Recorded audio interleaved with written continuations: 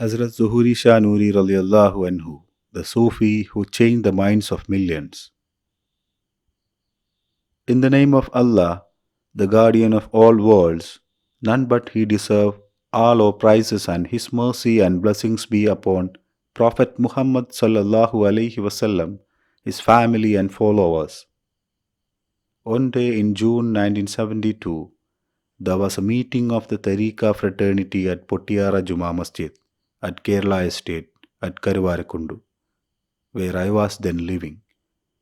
The meeting was presided over by Zuhoori Shah Noori, a prominent Khalifa of Noorul Mashaykh, Sayyid Ahmad Muhyiddin Noori Shah Jilani of Hyderabad, the Sheikh of Qadiri Chisti-Qadiri, and the 21st grandson of Qawzul Azam Muhyiddin Abdul Qadir Jilani. It was Nambiyan Moidinkutti Haji of Karuvarakundu, who was the estate manager of Jamia Nooriya Arabic College Pattikad, who took the initiative to bring him there. Around 40 people who assembled there received Baya't from Zuhoori Shah. By the grace of Almighty, this poor soul, who was a rubber tapper in that estate, had the felicity and fortune to be one among them. Alhamdulillah. This contract and constant co-living with Zuhoori Shah Noori completely changed the direction of my life. It was my Sheikh, Hazrath Zuhoori Shah, who has brought up this ignoramus local daily wage earner to the higher realms of Tawhid after purifying me of all my filth. Journey to Hyderabad and the leave. After the Baya't, I participated in the Ajmer Urus that was held at the Miras al-Anbiya Madrasa at Perindalmanna. There the names of murids who were to participate in the 40-day-long chilla to be held at Hyderabad were called out. The chilla is a process of instruction and edification through which the murids are continuously given knowledge and their stations and states of minds are purified. The chillas are being held for 40 days, and I witness to the fact that the murids who live with the Sheikh for 40 days on end, heeding the command of Sheikh and sticking to his conditions, will have foundational knowledge and the subsequent state of mind. This is often compared to hens brooding the eggs. The eggs, provided they are in contact with the heat of the mother's udder for certain days, will become hatch of young birds. The egg that do not have any contact with the udder become rotten and are forced to be thrown away to such distant places where they don't usually reek. Those followers of noble messenger, peace be upon him, who co-lived with the messenger in Medina for long durations, were called the people of Suhfa. The fact that the seat in Medina survived attempts of many reforms bearing specific marks point to the relevance of Chilla. In Ajmer, we can still see the Chilla seats of Khaja Moinuddin Chisti's prominent disciples such as Kutubuddin Bakhtiyar Kaki and Baba Fariduddin. As I was just an initiate back then, I was not completely aware of the prominence and strength of a Chilla. But Zuhoori Shah was well aware of that. My Sheikh, Zuhoori Shah, really wished to correct my station and state of mind and to guide me onto the path of Suluk. So the Sheikh advised me to go to Hyderabad at any cost, as I found it difficult to reach Perindalmanna from Karuvarakundu, which covers a distance of less than 20 kilometers. The thought of traveling to Hyderabad did not occur to me. But Sheikhuna insisted on my going. I could not afford the fare. But the great man told me, pray with Tawakkul, entrusting everything on Allah. I was plagued not by the financial troubles to go to Hyderabad. It was unlikely that I would be granted leave from the tapping works in which I was engaged. Though I approached the company for leave, I was categorically told that the company would not grant the leave. When I told Sheikhuna about this, the great sage said, set out to Hyderabad. the leave would be okayed. There is nothing greater in my life than the command of my Sheikh. So I set out to Hyderabad, officially informing the company that I would be taking leave. A material government and the Ilahi state. I always accompanied Zuhoori Shah Noori on his travels. He rather insisted on it. If the great one would sit chilla in the presence of Noorul Mashaykh in Hyderabad, I would also sit with him. The chilla in the month of Rabiul Akhir in 1979 was a turning point in my life. The teachings that Noorul Mashaykh imparted in the chilla still reverberates in my mind. Noorul Mashaykh said, by way of showing an example that those who set out in the way of Allah for tabligh would be guarded by Allah. He said, a material government will be ready to give protection to the armed forces that are guarding the boundary of the nation state. The people in the whole country live impoverished. The nation will provide the army men the best ever food possible. If the treasury is strained, they are regularly provided payment.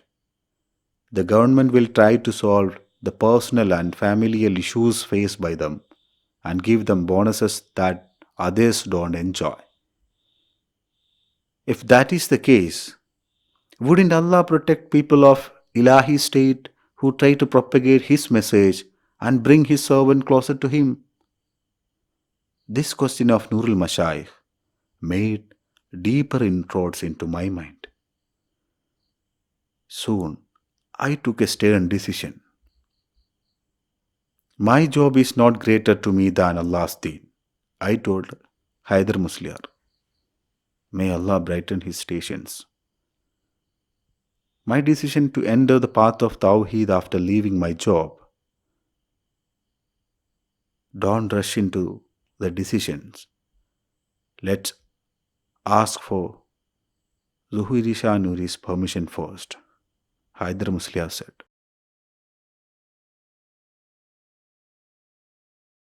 Khilaafate and the job. Noorul Mashaykh decided to confer Khilaafate on 14 murids among the participants. Maybe because I was the Khadim of Zuhoori Shah Noori, I was one among them. Once the ceremony of conferring was over, the issue of my job was taken up for discussion. Other participants told Noorul Mashaykh that tabligh activities wouldn't be hindered by the rubber tapping job, which usually happens in between the time after Subah prayers and 11 o'clock am. They added that I usually participate in the halqa meetings after my job. But then Noorul Mashaykh butted in. He said, a Khalifa is not supposed to obey the hukum of a non-Muslim or others. Let others heed a Khalifa's hukum. So leave the job. Surprisingly, I received a registered letter that the company had sent me. When the letter that had been sent to home had returned, they had resent the letter to Hyderabad. It was a termination letter informing me that I would be suspended as I had continuously kept away from the job. Milk was what the patient needed, and it was what the doctor prescribed as well. Once I reached my homeland, I resigned from the job. The path of entrusting, Tawakkul. In fact, my job was not a hindrance to the tabligh activities. Thanks to Sheikhuna's prayers, the company has given me much consideration. Though the company sent me the termination letter, it was not in agreement about sending me away. That someone does not have a job means that one does not have a means of subsistence. And despite that, I decided to leave the job because of the words of Noorul Mashaykh radiallahu anhu and the way of Tawakkul that Zuhoori Shah Noori showed to me. It is very easy to say, but put it in practice is difficult. The difficulties and trials I encountered in the beginning were not a few. The reason I could stay intact was nothing but the guidance of Zuhoori Shah Noori. One needs money not merely to make both the ends of one's life meet, but to engage oneself in religious activities. I had to travel to Hyderabad, Ajmer, Nagur, and Gulbarga. What should be done? No makhluk should be asked, should be told. That is what Sheikhuna taught me. Devote everything to Lord. He is the one who hears, the one who sees, the one who answers, the one who acts. The learning that Sheikhuna provided me was all about entrusting everything in the very being of Allah. Entrust everything in Allah and then pray. That was what he advised me to follow. His words portended truthful for me. My towing and throwing for Hyderabad and Ajmer and the fending for household and everything went on well. Through ways I can consider. Min haysu la yahtasib. Everything went on well and better than it had before. Praise be to Allah.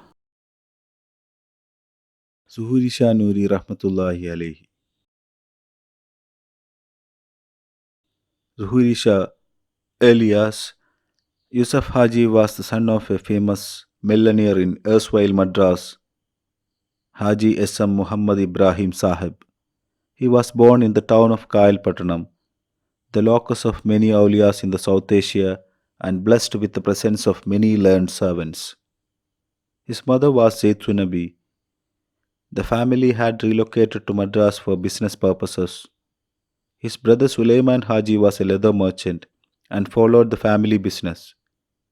They had procured leather from Kerala, and for the business deal, Sulaiman Haji had later settled in Ernakulam. His other two brothers did not pursue the family business, one of them having worked in the Jamaliya Arabic College, and the youngest now practicing in Chennai as a lawyer. After his primary education, the young Yusuf studied at Perambur Jamaliya College in Madras. The renowned ATMS Abdul Qadir Jamali Tekke Wapa was his colleague. A.K. Abdul Qadir Jamali, a prominent Muslim League leader, was his close friend. He was known at the time by a pet name Yusuf Hazrat. He had close relationship with Qaide Millat Muhammad Ismail Sahib, the founder of Indian Union Muslim League and a renowned parliamentarian. Ismail Sahib addressed Zuhoori Shah Noori as Sufi Sahib and showed much respect and love for him. After his college education, he entered the family business like his father and initiated an iron selling unit at Pudupete. He had owned many buildings at Ankapanayakal Street in Madras and had an asset priced at billions. At the very young age, he was dashing, daring like an exciting youth. He opposed whatever he deemed incorrect. For that, he did not wait for time, place, and he did not mind whoever his opponents were. This nature of standing tall without being servile to bigwigs remained with him in his life throughout. Having been trained in religion to the extent of his necessity, he was scrupulous about his ibadat. People of Madras are, by nature, film buffs, and he was also interested in watching movies. One day, he bought a ticket for a movie and went to a masjid for prayer. And when he heard that the 21st grandson of Muhyiddin Sheikh was to come over to the town, Noorul Mashaykh radiallahu anhu. Sayyid Ahmad Muhyiddin Noori Shah Jilani is one of the most renowned spiritual leaders that the 20th century world has ever seen. He was the 21st grandson of Ghawzul Azam Muhyiddin Abdul Qadir Jilani radiallahu anhu. In the lineage of the latter son Sayyid Abdul Jabbar radiallahu anhu, and was both a Hassani and a Hussaini, grandsons of Prophet Muhammad sallallahu alaihi wasallam. He was born in Dabirpura in Hyderabad in 1333 Hijri, Dhulqad 20th Thursday. His father was Hazrat Maulana Sayyid Khawzuddin Jilani, a great scholar and a khatib. The great man who grew up under the tutelage of his father attained religious education as well as academic knowledge. He was one of a few young men back then who completed their matriculation. Thereafter, he became the disciple of renowned scholars and mastered knowledge in the Quran, Hadith, Fiqh, and Tafsir. Hazrat Zuhoori Shah, famed as Khanzul Irfan, the treasure of Gnosis, was a prominent Sufi and spiritual leader at that time. As Noorul Mashaykh found in Zuhoori Shah the source of traditional spiritual wisdom, he received Baya't from the later. As Noorul Mashaykh spent in cohabitation and Tarbiyat, spiritual discipline, with the Sheikh, a Kamil and Murabbi, who is perfect and the one who purified himself and capable of purifying others for 20 years. The latter appointed him as his Khalifa and honored him with the sobriquet Noori Shah. Noorul Mashaykh is the founder of Jamia Nooriya Arabic College at Pattikad, a famous Islamic college which was the first established higher learning religious center in Kerala. Jamia Ilahiya Nooriya in Hyderabad, the Nooriya Arabic College, primary and secondary schools, a vocational training center were all founded under his lead. He founded many khangaahs, both in India and abroad. On November 3rd, 1990, 1411 Hijri Rabiul Akhir 14, Noorul Mashaykh attained Wisal. Before his demise, Noorul Mashaykh consecrated in Waqf for Islam Deen his property of 40 acres of land, which is estimated in millions today. The silsila started by Noorul Mashaykh, that is the Sufi order started by Noorul Mashaykh, renowned as mujaddid-e-tariqah, reviver of Sufi Gnostic path, was spread in about 40 countries. The great one who bedecked thousands of people with the radiance of faith, spending his wealth and time is an epoch-making figure of the 20th century. Noorul Mashaykh, also known as Sayyid Ahmad Muhyiddin Noori Shah Jilani, contributed to the universe of spiritual reform considerably and was renowned as tireless warrior in the way of Ahlus Sunnah wal Jama'ah and a charioteer of Islam Deen, so much so that the community of scholars honored him with the title Sheikh Muhyiddin II. The Baya't of Zuhoori Shah.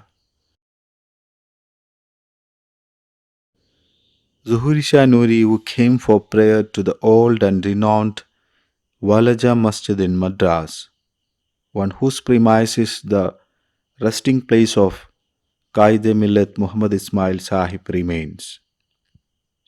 Zuhoori Shah came to know that Noorul Mashaykh was to reach there.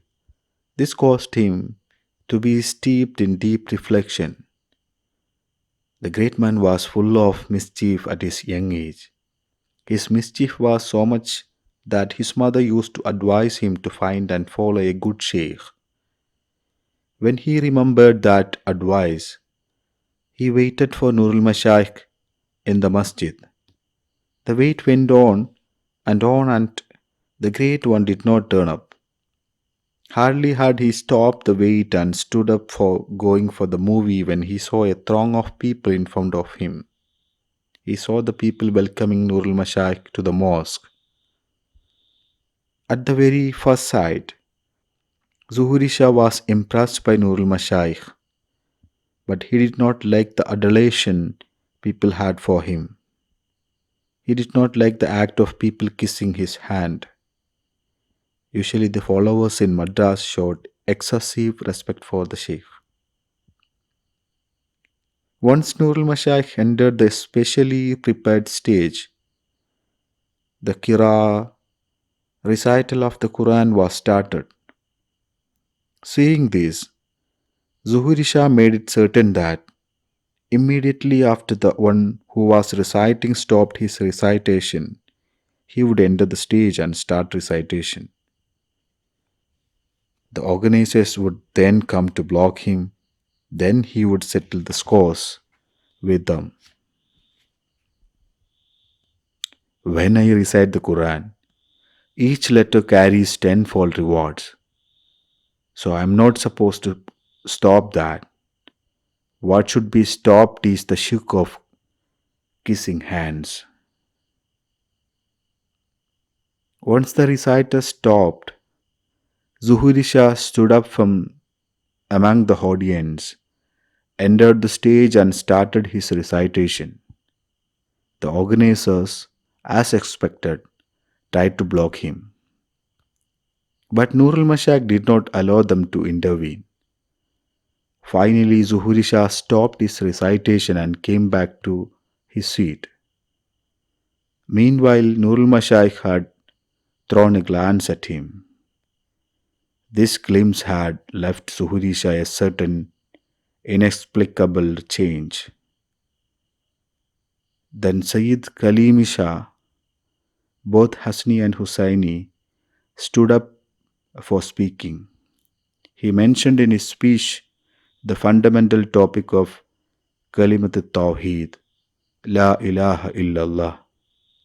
Noorul Mashaykh thereafter delivered a spellbinding speech in Urdu. Listening to these speeches in rapt attention, an unfathomable spiritual interest blossomed in Zuhoori Shah. Though Noorul Mashaykh reached on the following day the Madras railway station to return to Hyderabad, he could not fetch a confirmed ticket and went back to his place of residence. He was taking rest there when Zuhoori Shah reached there. There was a throng of his disciples. Zuhoori Shah entered the room and asked, "How much does it cost to be a murid?" The Noorul Mashaykh replied, "You need only water down your defilement by repeated repentance." Certain silsilas were imposing a heavy fees on people to become disciples. Zuhoori Shah had that in mind when he was asking that question. Zuhoori Shah breathed a sigh of relief, took bath and ablution to receive Baya't. But by that time, the Sheikh had fallen asleep. Zuhoori Shah waited there for the Sheikh to wake up. The former says, once Sheikh opened his eyes from that sleep, I felt light beaming in that room as if it was lit with tube light. Sheikh went to the bathroom, renewed his ablution, came back and conferred on him with the bayat, the dhikr al-anfas, remembrance with breathing. With the former thereafter taught the later, led him to an inexplicable ecstasy for about 5 hours. Zuhoori Shah would later recollect these incidents many times.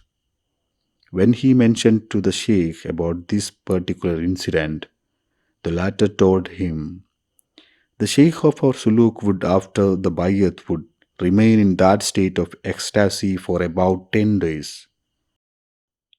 The dhikr al-anfas, remembrance with breathing, is the first dhikr which is gifted to someone entering the tariqah. The dhikr is said, remembrance accompanied with enunciation, with breathing. When someone breathes in and out, he enunciates the name Allah in perfect order. One feature of this dhikr is that one can engage in it no matter what activities rest of his body parts are in. About the luster of this dhikr, Sheikh Zainuddin al Maktoum has specially mentioned in his book Al Adkiya. All great savants who had Gnostic taste of Allah are in agreement that the great of all worships is to breath in and out remembering Allah simultaneously. One can do that both in assembly of people and in solitude. Noorul Mashaykh then went back to Hyderabad, leaving the pain of separation in Zuhoori Shah's mind. The latter yearned for the sight of the former. As if provoked by that yearning, Noorul Mashaykh reached Madras unbidden. Zuhoori Shah did not waste the opportunity. He lived in the spiritual cohabitation, that is suhbat, with his sheikh. Noorul Mashaykh was soon getting ready to leave for Hyderabad. Zuhoori Shah had the disciple who had accompanied the sheikh from Hyderabad recommended the latter to take him with him. Hearing this, Noorul Mashaykh said, people say many things about me, that I am taking my disciples spoiling their trade and employment. If I take you spoiling your business here, their misgivings would increase. So you don't come. Zuhoori Shah was deeply hurt by this curt remark. Meanwhile, his nephew came there to complain that the uncle was to leave to Hyderabad without attending his trade. Hearing this, Zuhoori Shah Noori told his nephew, no, I haven't left my trade. I will entrust it with someone and go. When he sought permission in that manner, Noorul Mashaykh said, the gate of Noori Maskan would be open out to accommodate millions of disciples. The spiritual cohabitation in which Zuhoori Shah Noori spent with his sheikh in Hyderabad so infinitely and so unfathomably influential that the latter could uplift the former to the higher realms of wilayat. Zuhoori Shah Noori would later recount these instincts during his talim many occasions, things that had happened in the course of his spiritual cohabitation. One of such incidents follows. Saleem's disease and the Tarbiyat of Noorul Mashaykh. 2 months went by since Zuhoori Shah had reached the presence of his sheikh and spent in cohabitation with him in Hyderabad. He longed to go to Madras to see his wife and son. He asked for Sayyid Noori Shah's permission. I am heading to Gulbarga Sharif and will give a talim to disciples there. You accompany me. You can go directly from Gulbarga to Madras. Zuhoori Shah took heed of the advice and decided to accompany his sheikh. They were both traveling by a train, Noorul Mashaykh in the first class compartment and Zuhoori Shah in the second class. As the train was about to leave the station, someone came there to hand over a letter to Zuhoori Shah, which was sent from home.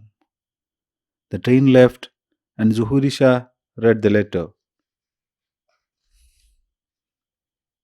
It informed him that his fond son Saleem was suffering from a grave illness. As the doctors are doubtful that the disease was cholera, They directed to shift the boy to an isolated place away from the habitations. As he was reading the letter, Zuhoori Shah burst out crying. Saleem was a gift from Allah, granted to him after many offerings and prayers, after wait of a long 8 years. His sorrow went to the extent of wailing. Unable to contain his sorrow, he went inside the bathroom of the train and latched the door from inside and started crying. Meanwhile, the train halted at a station and Noorul Mashaykh came to his disciples' compartment and not to finding him. He went back. Meanwhile, Zuhoori Shah was crying his eyes out and came back to his feet later. Then one of the co-passengers asked, "Are you Yusuf?" "Yes. A gentleman from the first class compartment came here in search of you." Zuhoori Shah guessed that the Sheikh came as it was the meal's time. When the train again halted at the next station, he went out to the first class compartment. Sheikh had given him food to eat, but Zuhoori Shah could not eat as he was not able to control his grief. Seeing this, the Sheikh asked, "What happened?" Zuhoori Shah fumbled for words, and he said, "Saleem." Reading his disciple's mind, the Sheikh said at that instant, "Saleem mar gaya. He is no more. Recite Fatiha for him." They recited Fatiha and prayed for Saleem. "How old is Saleem?" Sheikhuna asked. "3. What is better? For Allah to take him now and when he is playing for frolicking at the age of 5 or when he is a student in school or madrasa?" Zuhoori Shah did not say a word. Sheikh continued, "Or suppose Saleem is a 20-year-old man, a fit young man, and he is at the age of marriage. What if Allah calls him then?" "Sheikhuna, I can't tolerate that." "Or what if Allah raises his ruh at the wedding chamber?" "No, I can't even remember the scene." "Then you take note," the Sheikh continued. "You give a photo to a studio man to frame it. It was a beautiful photo. The studio man, attracted by the beauty of that photo, was reluctant to hand it over to you. When you went to collect the photo, he did not give it back. Then what would you do?" "I will forcefully take it back." "Allah gave you Saleem to frame him, and Saleem is not yours. His true owner has taken him back. Is that not true?" The words of Sheikhuna was like pouring water in a wounded heart. These words of advice gave coolness and warmth to Zuhoori Shah Noori's turbulent mind. And the minister of the state who was traveling by his side was listening to the whole conversation. The minister troubled as he was by some internal political issues and was comforted by these words. Sheikhuna then asked Zuhoori Shah to bring water for drinking. The minister then handed his mineral water bottle to the Sheikh, saying, "Your words poured water into my wounded heart." In fact, Saleem had not died. Noorul Mashaykh took it a chance to purify his disciple by ways of doing Tarbiyat to him. Sheikhuna prayed for the cure of Saleem. When Zuhoori Shah was about to leave for Madras after the program at Gulbarga, the Sheikhuna advised him, "When you reach your home, you have to make Saleem sit by your side and tell Iblis, 'You have disturbed me in the presence of my Sheikh, who was purifying my heart, your trick would not be effective with me. Then you form a picture of Iblis, chew the betel leaf and spit it out at him. Zuhoori Shah reached Madras. Saleem's condition had become better. It was neither cholera nor pox, but measles. Zuhoori Shah says, Sheikhuna treats our illness looking at our heart. After this incident, I have never felt love for wealth or my family and took them as amanat that Allah has entrusted with me. Burn the shop, wear the blanket and get lost. Zuhoori Shah could not even think of remaining in separation of Noorul Mashaykh. He preferred Hyderabad to Madras. It was his regular custom to leave for Hyderabad once in every 3 months and to spend some months there. He would return and then go to Hyderabad. This process went on and on for 15 years. It was a worker from Zuhoori Shah had entrusted to manage the store. He was not a Muslim, and later he embraced Islam by appreciating the lifestyle of his master Zuhoori Shah Noori. Since he was honest and Zuhoori Shah was mostly in Hyderabad, he had given him the full charge of the business. He was given the responsibility to conduct the affairs of the store as well as of his and Zuhoori Shah's family. But others in the vicinity did not like Zuhoori Shah's closeness to Noorul Mashaykh and his intermittent trip to Hyderabad. Envious as they are, they tried to dissuade the worker from the task. Meanwhile, Zuhoori Shah took it upon himself to have the rights of the worker to his property fulfilled, which the latter's family had denied him because of his conversion. When he was given the share, he fell into the trap of the envious ones and started a store himself. Zuhoori Shah's shop came to be closed down. Though Zuhoori Shah came from Hyderabad and opened the store, the transactions did not go on smooth. Since his customers moved to the workers' store on account of Zuhoori Shah's continuous stay in Hyderabad, the business fell into loss. Zuhoori Shah left for Hyderabad in this state of things. He decided to share this grief with the Sheikh. Once he had reached Hyderabad, he was waiting for an opportunity to bring this to Sheikh's notice. Then he got the chance to massage the legs of Sheikh when the latter was sleeping. Zuhoori Shah Noori found it as a chance to inform him of the affairs. Heaving a sigh, he said, Pareshani, I am troubled. Hearing this, the Sheikh woke up and asked, Kya pareshani? Why? Can't you breathe? Can't you see? Can't you hear? Don't your hands and legs move? Why are you troubled after you have become a murid? Repent. Tauba karo. The unexpected reply of Sheikh made him shake and tremble. Sheikh paused for a while and said, Burn the shop, wear the blanket and get lost.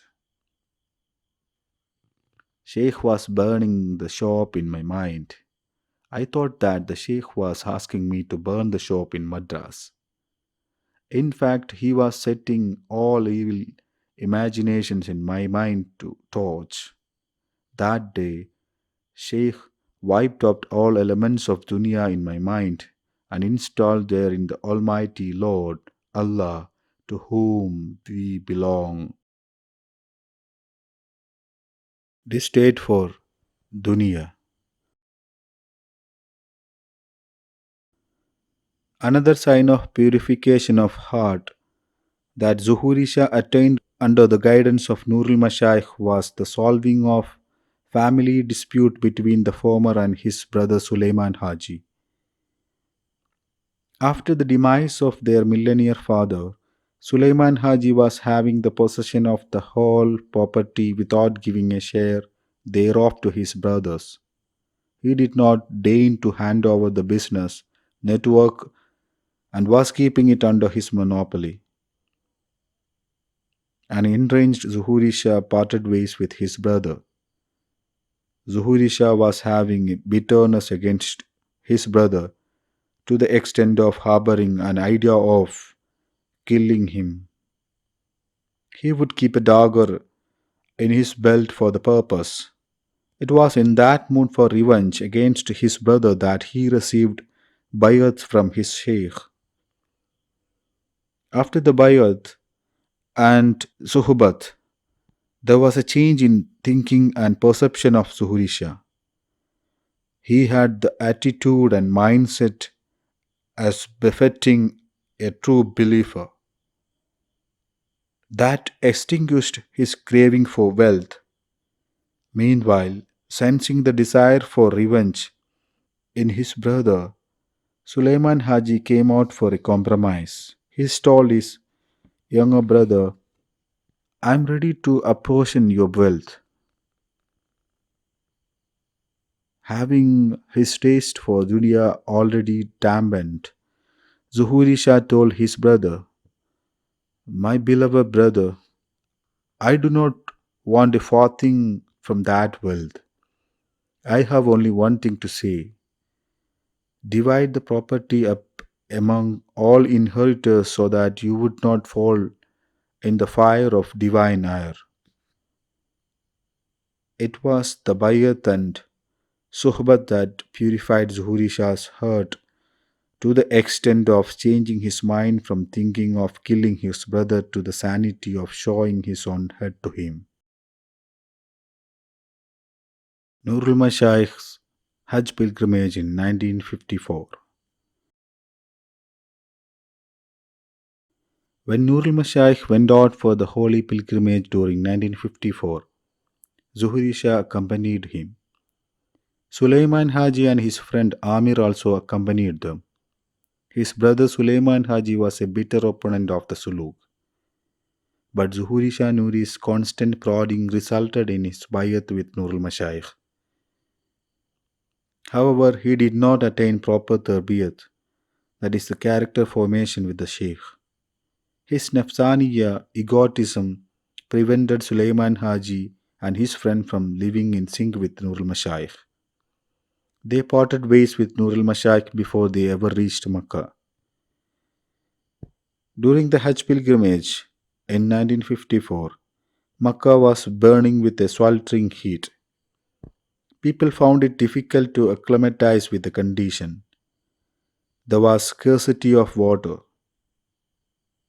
Then Noorul Mashaykh told Zuhoori Shah Noori, this is the chance for us to please Allah and His Prophet. You go and come back with a bucket and a tub. Zuhoori Shah collected the objects. Zuhoori Shah would fetch water from afar and pour it into the tub. He would then distribute the water to the people around. That was a yeoman service provided by the Sheikh in view of the gravity of the situation. Zuhoori Shah, didn't Allah subhanahu wa ta'ala give us water through that golden channel in the Kaaba Sharif? Saying this, Noorul Mashaykh lifted his hands aloft and prayed to the Almighty Lord. Then it was a wonder that a rain cloud was formed in the sky and shed rainwater profusely. The rainwater which fell on Kaaba Sharif flew through the golden rim of the Kaaba. Shaykhuna gathered the water in his hand and drank it. Then those who assembled there to perform tawaf gathered there. Zuhoori Shah was not able to drink water in that midst of the milling crowd. Then Noorul Mashaykh held him close and made him drink the water. When this amazing incident was going on, Sulaiman Haji and his friend who had parted their ways were sitting in a corner outside the hallowed precincts of Kaaba. Then the two people on horseback reached there. They were draping in their shoulder a green shawl. They were having a conversation. Why is it raining, though it is not a rainy season? The other one said, a khas wali of Allah has reached here from Hyderabad in Hindustan. When he set his foot here, the barakah thereof dropped down in the form of rain. But some guys who accompanied him are loitering here, not realizing the greatness of the servant. Listening to this conversation in rapt attention, Sulaiman Haji and his friend felt that a thunderbolt had fallen on their head. They then went to the presence of Noorul Mashaykh and begged for forgiveness. Then they lived with the Sheikh and completed the pilgrimage rituals. The account of a Pakistani Sheikh. One Hussein Bakavi, who hails from Kondotty region, detailed the very same incident later. The incident goes like this. Hussein Bakavi was sitting in the Masjid al-Haram. Hussein Bakavi is the Khalifa of Noorul Mashaykh and was working in Jeddah in the Kingdom of Saudi Arabia. A Pakistani Sheikh and his disciples were sitting nearby. The Sheikh was instructing his disciples, giving ta'lim on the principles of Wahdat al-Wujud. Hussein Bakavi was listening to the class transmitted in Urdu language. When the Pakistani Sheikh noticed it, he asked Bakavi, "Where are you from?" "I am from India." "There is a great savant in India. Do you know him?" Hussein Bakavi did not answer the question, and as he was trying to figure out who that Sheikh was, the Pakistani Sheikh explained, "I came here for the holy pilgrimage in 1954. There was a searing heat. People were struggling hard without water. When that great man named Noori Shah from Hyderabad of Hindustan prayed to Allah, lifting his hands up for rain, it rained before he kept his hands down." Hearing this, Hussein Bakavi got carried away with happiness and said, "I am a ghulam of Sayyid Noori Shah." Hearing that Bakavi was Noori Shah's disciple, the Pakistani Sheikh called him his side and congratulated him. He then said to his disciples in praise of Noorul Mashaykh and about his greatness. The Quran recitation of a rich man. Zuhoori Shah recounted yet another experience he had during that Hajj pilgrimage. Noorul Mashaykh noticed a man reciting Quran always. He was apparently a rich man. When he was reciting the Quran at a time, the Sheikh told Zuhoori Shah, "Go and ask him what he was doing." Then Zuhoori Shah said, "Our Sheikh, he was reciting the Quran." "Let it be whatever, you go and ask him." The Sheikh ordered him to go. Zuhoori Shah went towards the rich man and asked, "What are you doing?" The rich man retorted quite angrily, "Don't you have eyes to see? I am reciting the Quran. I will get 1 lakh times as much reward for a letter for that."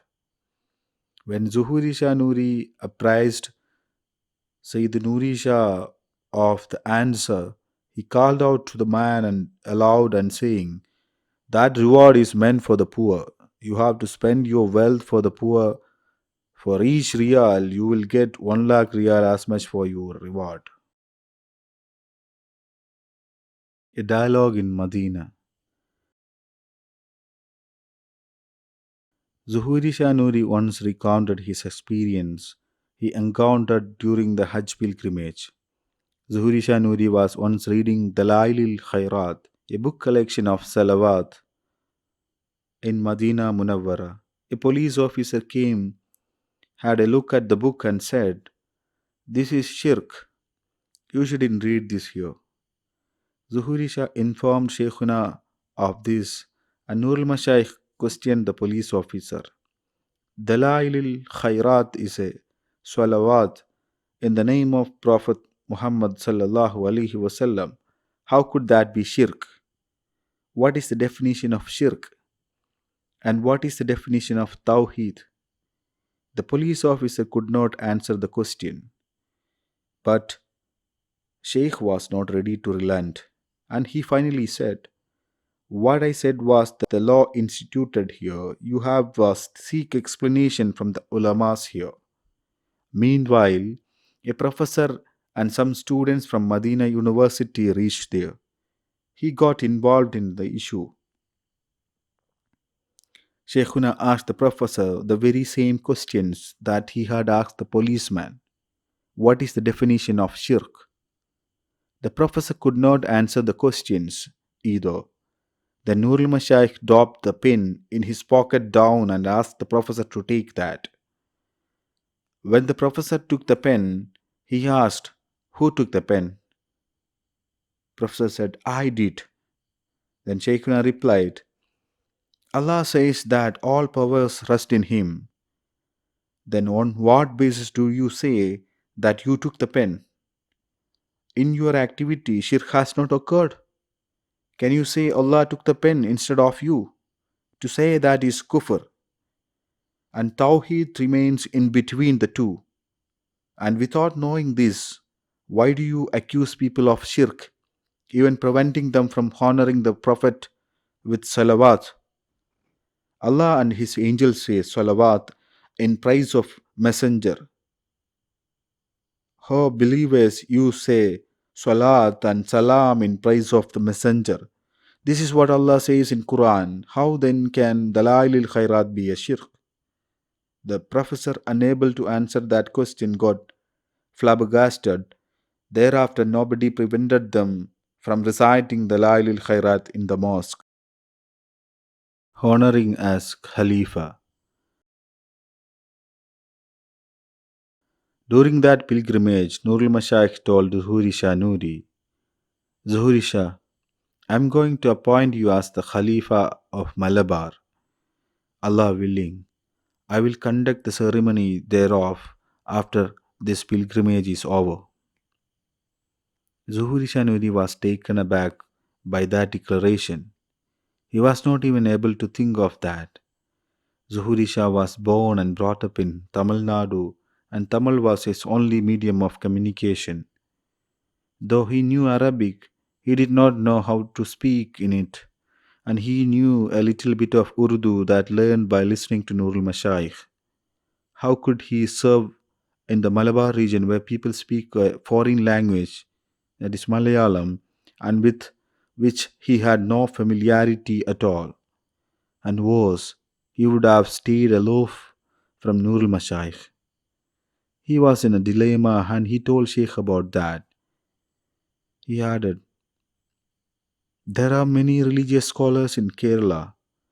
They are conducting those study centers in mosques. In all mosques. How could I conduct the tabligh among them without even having the knowledge of their language?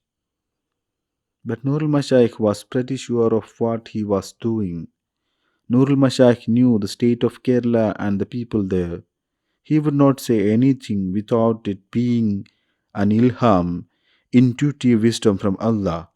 So he categorically said, your Sheikh knows ilqah, transmission of knowledge from one ruh to another as per the context.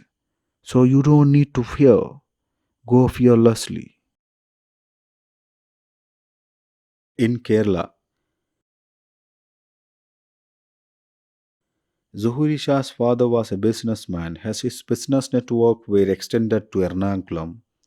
He had accompanied his father during the business trips to the city, and that was the only place he was familiar with in the state of Kerala. So he decided to start his mission in Kerala from Ernakulam.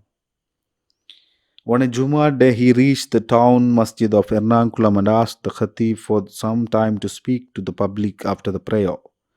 The Khatib said that he had no power to give him permission and instructed him to approach the masjid committee. The Khatib added an important point to him. In this mosque, there is the renowned scholar Khutubi Muhammad Musliar. None has courage to speak when he is here. Hearing this, Zuhoori Shah Noori replied, I am delivering the bayan in the very mosque where he is present. If I commit any mistake, he will correct me. Anyway, you approach the committee members and ask their permission, the Khatib replied. Among the committee members, there was someone who knew his father. When he approached him, his reply was this: These are the jobs of Musliars. This would not be suited to your status. Zuhoori Shah did not like the response. Bad came his reply. Tabligh is the job of the prophets. How could that be out of status? When Qutbi Muhammad Musliar commended him, the Jummah prayer was complete and the Khatib stood up to speak after the prayer. He was trying to use up the time allotted to Zuhoori Shah Noori. But after the speech of the Khatib, Zuhoori Shah started speaking. He started by quoting a reference in the Khatib's speech. He said, The Khatib said about Iman, about our losing it. Which bird is this Iman? Where has it flown away? He then started to speak about Kalimatu Tawhid. He spoke in Malayalam mixed with Tamil, and his words flowed effusively. Even Zuhoori Shah Noori could not fathom how he made that possible. तुम्हारा शेख हो इल्का है जाओ डरने की कोई बात नहीं खुदा हाफिज Your sheikh has ilqa, need not fear. Go ahead fearlessly. Zuhoori Shah Noori realized then about the greatness of ilqa. When he was delivering the speech, Qutubi Muhammad Musliar was listening to his words while he was having a leisurely walk in the courtyard of the masjid. When the speech was over, Qutubi Muhammad Musliar called him and asked, Where did you learn? At Madrasa Jamaliya? But the ilm, the knowledge you shared with us is not something you learn from there. Qutubi expressed his doubt. Then Zuhoori Shah made a clean breast of the fact. I am a ghulam, disciple of Noorul Mashaykh. Hearing this, an overjoyed servant tapped him on his shoulder and said, You can possess this ilm only in cohabitation, that is sohbat with great people, and you have to continue this bayan. He did not stop at that and said, I am going to have lunch at Yasam Baba's house. You should come with me. Zuhoori Shah tried to evade, but Qutbi did not let him go. That great servant served him food with his own hand, and after the food, he opened his box, took out the attar bottle, and applied it on him. He said, You have to continue this bayan and convey my salam to Sheikh.